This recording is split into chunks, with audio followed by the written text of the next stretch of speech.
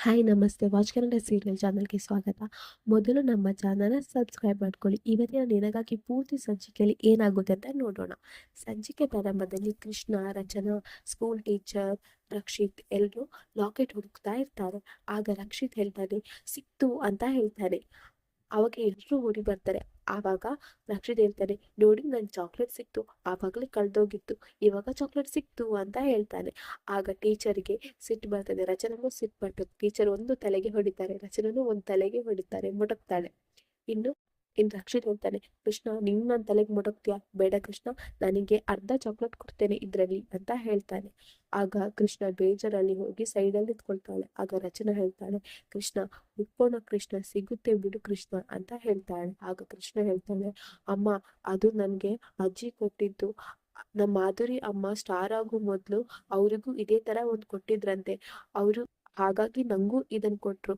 ಈಗ ಅವರಿಗೆ ಕಳ್ದೋಗಿದೆ ಅಂತ ಗೊತ್ತಾದ್ರೆ ಅಜ್ಜಿಗೆ ಬೇಜಾರಾಗಲ್ವಾ ಅಮ್ಮ, ನಾನು ಏನ್ ಮಾಡ್ಲಿ, ಅಜ್ಜಿ ಎಷ್ಟು ಬೇಜಾರ್ ಮಾಡ್ಕೊಳ್ತಾರೆ ಅಂತ ಹೇಳ್ತಾಳೆ.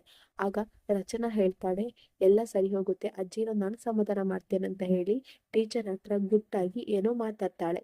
ಇನ್ನು ಈ ಕಡೆ ಜೀವ ಬಸ್ ಸರ್ಟಿಫಿಕೇಟ್ ಇರೋ ರೂಮಿಗೆ ಬರೋ ಮೊದ್ಲೇ ದೇವರಾಜ್ ಮತ್ತೆ ಮನೋಹರ್ ಅವಳ ಬಸ್ ಸರ್ಟಿಫಿಕೇಟ್ ಅನ್ನ ಹುಡುಕ್ತಾ ಇರ್ತಾರೆ.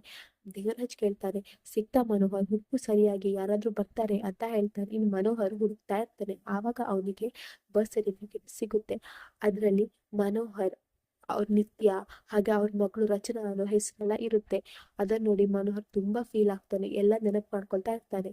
ಆಗ ದೇವರಾಜ್ ಅದನ್ನ ನೋಡ್ತಾನೆ, ಹೋ ಸಿಕ್ತಾ, ಏನ್ ದುರಾದೃಷ್ಟ ಕಣೋ ನಿಂದು, ಹೆತ್ತ ಮಗಳ ಬಸ್ ಸರ್ಟಿಫಿಕೇಟ್ ನ ಹಾಳು ಮಾಡೋ, ನಾಶ ಮಾಡೋದು ನೀನ್ ಒಬ್ನೇ ಅಲ್ವಾ, ಆದ್ರೆ ಏನ್ ಮಾಡೋದು ಹೇಳು, ಆ ವಜ್ರೇಶ್ವರಿ ನಮ್ಮನೇಲಿ ಹುಟ್ಟಿದ್ಲು, ನಮ್ಗೆ ದಾರಿದ್ರ್ಯ ಬಂತು, ಅದಾದ್ಮೇಲೆ ನಿಮ್ ಮನೆಗ್ ಬಂದ್ಲು, ನಿಮ್ಮನೆ ಎಕ್ಕುಟ್ ಹೋಯ್ತು ಅಂತ ಜಾತಕ ಕಣ್ಣು ಅವಳದು, ರಾಕ್ಷಸ ಜಾತಕ ಅವಳದು, ಅವಳಿಗೆ ಎಲ್ಲಿ ಹೋದ್ರು ಟಾರ್ಚರ್ ಕೊಟ್ಟೆ ಕೊಟ್ಟೆ ಸಾಯಿಸ್ತಾಳೆ ಅಂತವಳು ಅವಳು.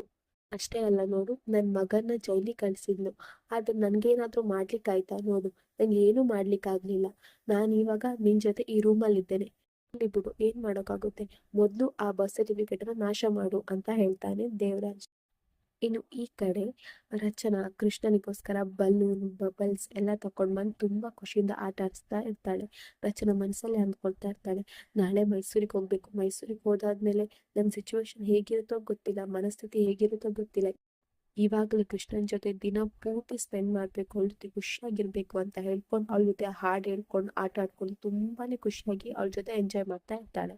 ಇನ್ನು ಈ ಕಡೆ ಮನೋಹರಿಗೆ ಹೇಳ್ತಾನೆ ದೇವರಾಜು, ಮೊದ್ಲು ಇದನ್ನ ನೀನೆ ಕೈಯಾರೆ ಹರಿದು ಬಿಸಾಕು, ಆವಾಗ್ಲೇ ಆ ಸುರ್ಪನಕ್ಕೆ ರಕ್ಷಿಸಲಿಕ್ಕೆ ತುಂಬಾ ಖುಷಿ ಆಗೋದು ಅಂತ ಹೇಳ್ತಾನೆ. ಆಗ ಮನೋಹರ್ ಅದನ್ನ ಅಳ್ತಾ ಅಳ್ತಾ ಆ ಪೇಪರ್ ಅನ್ನ, ಬರ್ತ್ ಸರ್ಟಿಫಿಕೇಟ್ ಅನ್ನ ನಾಶ ಮಾಡ್ತಾ ಇರ್ತಾನೆ.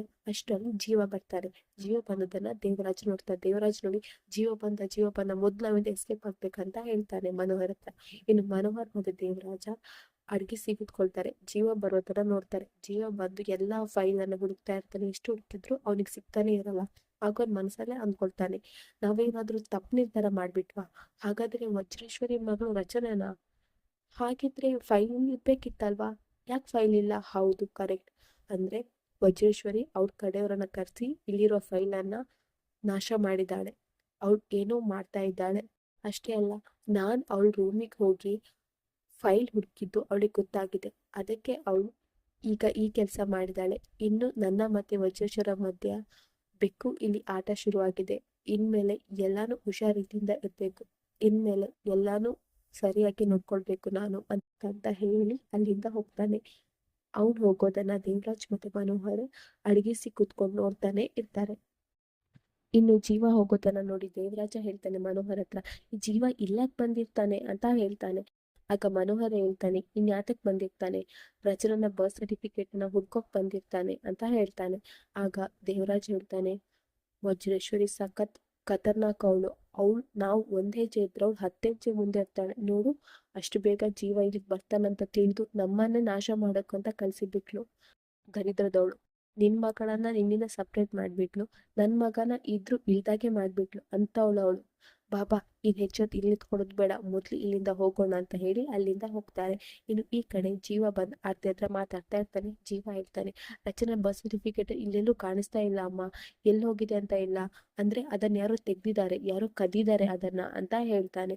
ಆಗ ಆರ್ತಿ ಹೇಳ್ತಾಳೆ, ಕದ್ದಿದಾರ ಯಾರಾಗಿರ್ಬೋದು? ನಮ್ಗಿಂತ ಮುಂಚೆ ಬಂದು ಕದ್ದಿದಾರ ಅಥವಾ ಜೀವ? ನಂಗೊಂದು ಡೌಟ್ ಬರ್ತಾ ಇದೆ. ರಚನಾ ಈ ಆಸ್ಪತ್ರೆಯಲ್ಲಿ ಹುಟ್ಟಿಲ್ಲ ಅಂದ್ರೆ ಬೇರೆ ಆಸ್ಪತ್ರೆ ಹುಟ್ಟಿರ್ಬೋದಲ್ವಾ? ಈ ಆಸ್ಪತ್ರೆ ಫೇಕ್ ಆಗಿರ್ಬೋದಲ್ವಾ ಅಂತ ಹೇಳ್ತಾಳೆ. ಆಗ ಜೀವ ಹೇಳ್ತಾನೆ, ಹೌದಮ್ಮ, ಹಾಗೂ ಪಾಸಿಬಲ್ ಇದೆ, ಹಾಗೂ ಆಗಿರ್ಬೋದು. ಫೇಕ್ ಡಾಕ್ಯುಮೆಂಟ್ ಕ್ರಿಯೇಟ್ ಮಾಡಿದವರಿಗೆ ಫೇಕ್ ಹಾಸ್ಪಿಟಲ್ ಕ್ರಿಯೇಟ್ ಮಾಡೋದು ಏನ್ ದೊಡ್ಡ ವಿಷಯ ಅಲ್ಲ. ಹೀಗೂ ಆಗಿರಬಹುದು. ಆದ್ರೆ ಈಗ ಏನ್ ಮಾಡೋದು? ನಂಗೇನು ಅರ್ಥ ಆಗ್ತಿಲ್ಲ ಅಂತ ಹೇಳ್ತಾನೆ. ಆಗ ಆರ್ತಿ ಹೇಳ್ತಾಳೆ, ನನ್ಗೆ ಇವಾಗ್ಲೂ ನಂಬಿಕೆ ಇದೆ. ವಜ್ರೇಶ್ವರಿಯ ಮಗಳು ರಚನಾ ಅಲ್ವೇ ಅಲ್ಲ. ರಚನನ್ ತಾಯಿ ವಜ್ರೇಶ್ವರಿ ಅಲ್ವೇ ಅಲ್ಲ. ನಂಗೆ ಇವಾಗ್ಲೂ ಅದೇ ನಂಬಿಕೆ ಇದೆ ಅಂತ ಹೇಳ್ತಾಳೆ. ಆಗ ಜೀವ ಹೇಳ್ತಾನೆ, ಹೌದಮ್ಮ, ದೇವ್ರು ಎಲ್ಲಾ ಬಾಗಿಲು ಮುಚ್ಚಿದ್ರು ಒಂದ್ ಕಿಟಕಿ ಓಪನ್ ಇರ್ತಾನಂತೆ. ಏನಾದ್ರೂ ಒಂದ್ ಪರಿಹಾರ ಸಿಕ್ಕೇ ಸಿಗುತ್ತೆ. ನೋಡಿ, ನಾವಿಬ್ರು ಇಲ್ಲಿ ಒಟ್ಟಿಗೆ ನಿಲ್ಲೋದ್ ಬೇಡ. ಯಾರಾದ್ರೂ ನೋಡಿದ್ರೆ ಡೌಟ್ ಬರುತ್ತೆ. ನೀವು ಮೊದ್ಲು ಹೋಗಿರಿ, ಆಮೇಲೆ ನಾನ್ ಬರ್ತೇನೆ ಅಂತ ಹೇಳಿ ಅಲ್ಲಿಂದ ಹೋಗ್ತಾರೆ. ಇನ್ನು ರಾತ್ರಿ ಆಗಿರುತ್ತೆ. ಮನೆಯಲ್ಲಿ ಆರ್ತಿ ಒಬ್ಳೆ ಯೋಚನೆ ಮಾಡ್ತಾ ಇರ್ತಾಳೆ.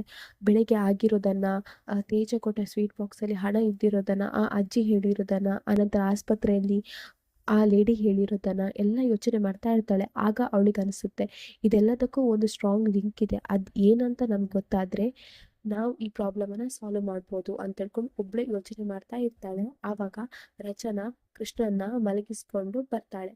ಬಂದಾಗ ಆರ್ತಿ ಹೇಳ್ತಾಳೆ, ರಚನಾ ಎಲ್ಲಿ ಹೋಗಿದ್ದಿ ಇಷ್ಟೊತ್ತು? ಈ ರಾತ್ರಿಯಲ್ಲಿ ಎಲ್ಲಿ ಹೋಗಿದ್ದಿ? ಕಾಲ ಬೇರೆ ಸರಿ ಅಲ್ಲ.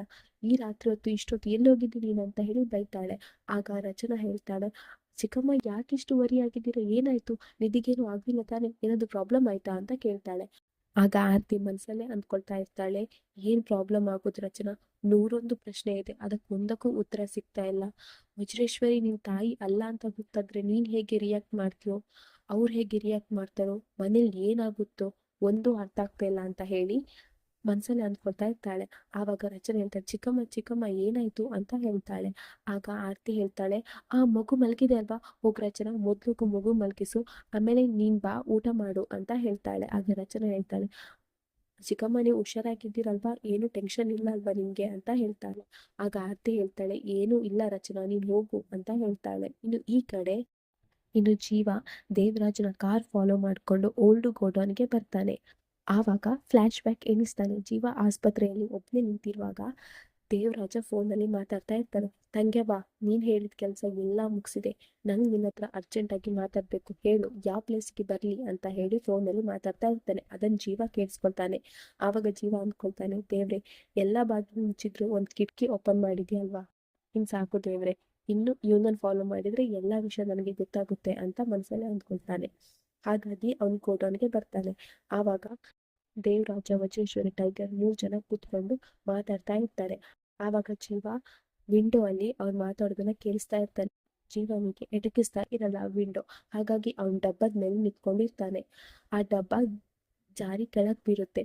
ಎಲ್ಲಾ ಕಡೆ ಡಬ್ಬಗಳು ಕೆಳಗ್ ಬೀಳ್ತಾ ಇರ್ತದೆ. ಅದನ್ನ ನೋಡಿ ವಜ್ರೇಶ್ವರಿ, ಟೈಗರ್ ಯಾರು ಬಂದಿದ್ದಾರೆ ನೋಡು ನೋಡು ಅಂತ ಹೇಳ್ತಾಳೆ. ಆಗ ಜೀವ ಅಡಗಿಸ್ಕೊಳ್ತಾನೆ. ಇನ್ನು ಟೈಗರ್ ಯಾರಾದ್ರೂ ಬಂದಿದಾರ ಹೇಳ್ಕೊಂಡು ಹುಡುಕ್ತಾ ಇರ್ತಾನೆ. ಅಲ್ಲಿಗೆ ಸಂಚಿಕೆ ಮುಗಿಯುತ್ತೆ. ನಮ್ಮ watch Kannada serial channel subscribe ಮಾಡ್ಕೊಳ್ಳಿ.